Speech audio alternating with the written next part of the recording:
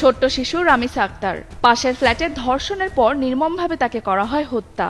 শরীর থেকে বিচ্ছিন্ন করা হয় 7 বছরের এই শিশুর মাথা, কেটে আলাদা করে দেওয়া হয় হাতও।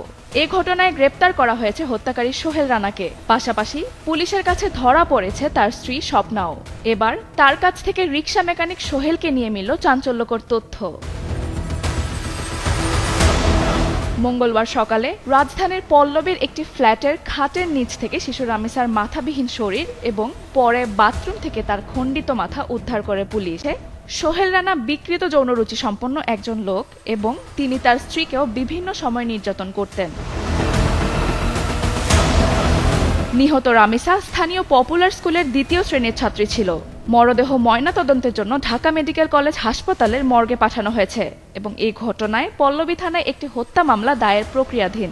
থানা পুলিশ সূত্রে জানা গেছে, রামিসা হত্যাকাণ্ডের ঘটনার পর পুলিশ ওই ফ্ল্যাট থেকেই স্বপ্নাকে আটক করে।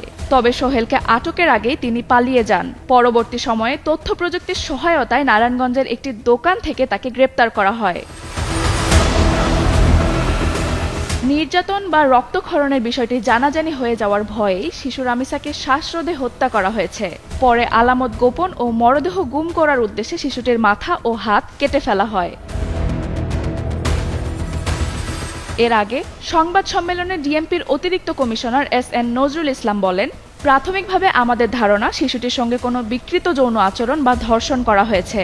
রক্তক্ষরণ বা বিষয়টি টের পেয়ে যাওয়ার ভয়েই শিশুটিকে মেরে ফেলে ডেড বডিটা গুম করার পরিকল্পনা করা হয়েছে। তবে ধর্ষণের বিষয়টি ময়নাতদন্ত ও কেমিক্যাল রিপোর্টের পর পুরোপুরি নিশ্চিত হওয়া যাবে বলেও উল্লেখ করেন তিনি।